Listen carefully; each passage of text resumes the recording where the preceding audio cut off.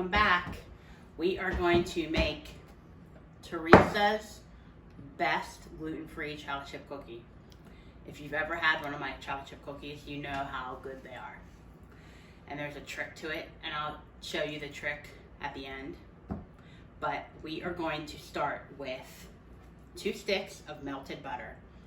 Now, I put it in the microwave to melt it. For some reason, I tried softening it one day when I was making this, and I let it sit on the counter to soften it up. The cookies were a disaster.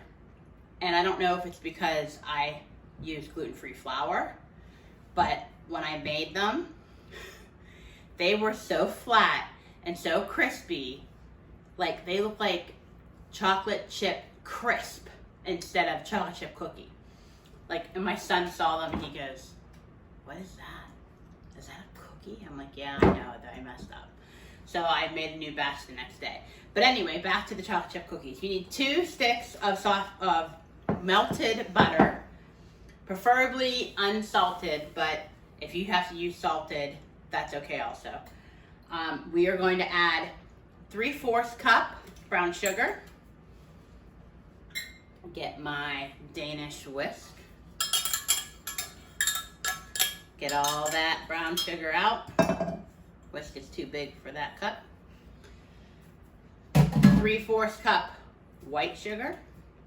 I know this recipe off my head. I haven't memorized because I have to make cookies every 2 weeks, I think, because my son only likes my chocolate chip cookies.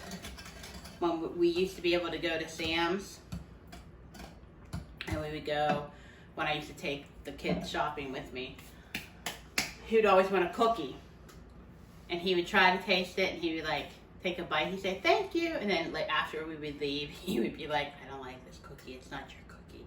I'm like, "It's okay. We'll just throw it away. Just we won't tell them. It's okay." Now we're gonna add 2 eggs.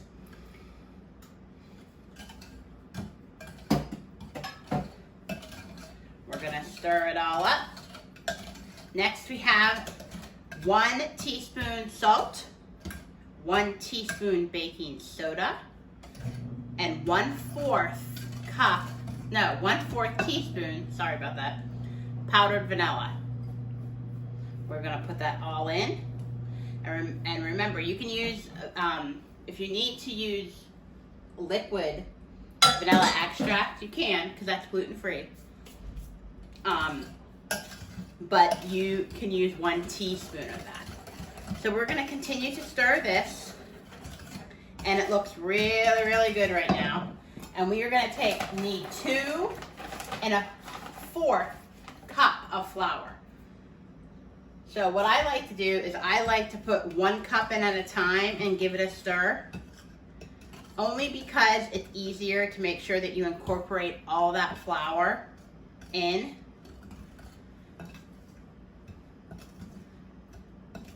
And then we're gonna add our other cup.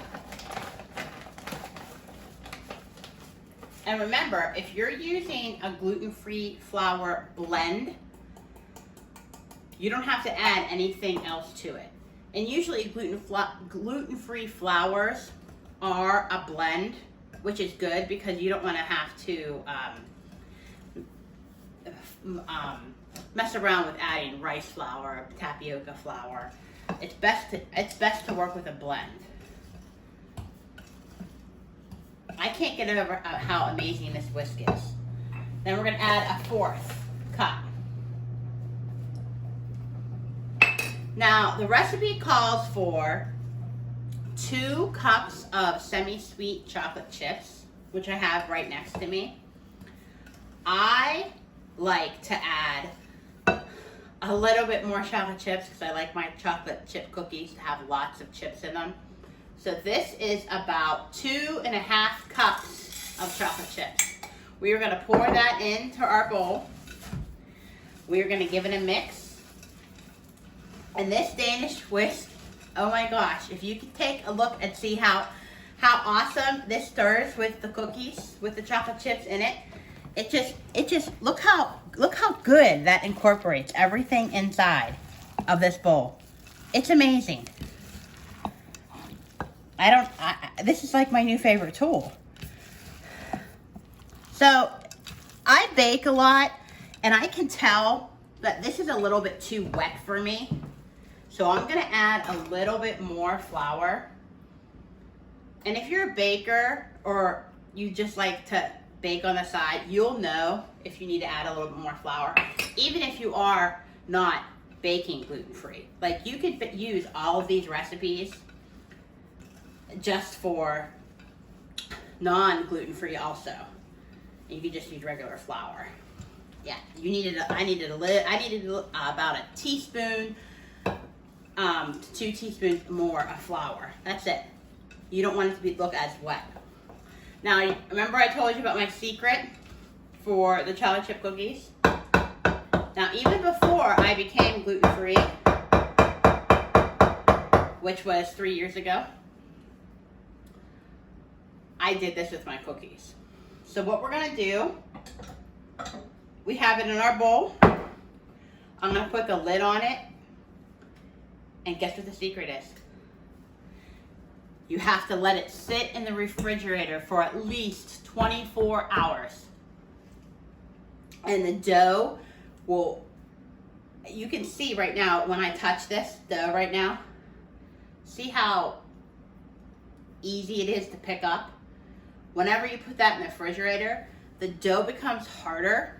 So it's just like you are using the already doughed cookie rolls that you get at the store. So, and that makes the cookies a whole lot better. So you can, we are gonna come back, we're gonna let this dough sit in the refrigerator for 24 hours, and I'm gonna show you how delicious these cookies look when I take them out.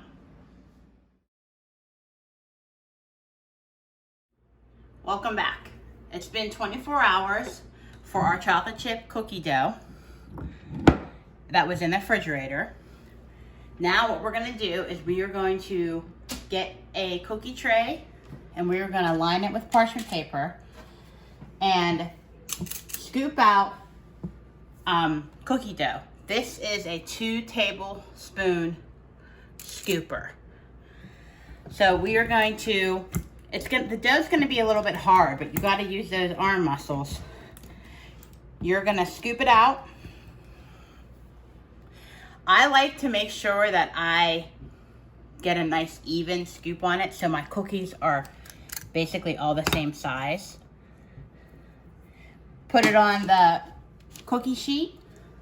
We're gonna finish this out. Pop it into a 375-degree oven for 13 minutes.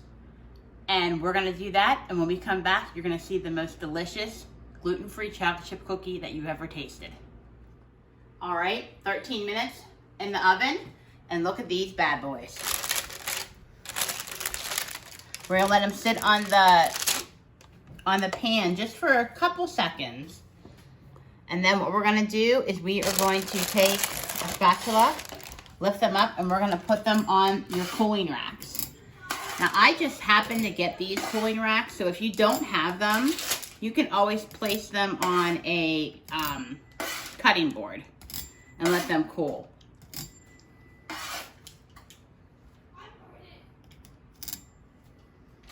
There's one tray. Come over here, get the other tray. Now, this recipe will make 5 trays of cookies.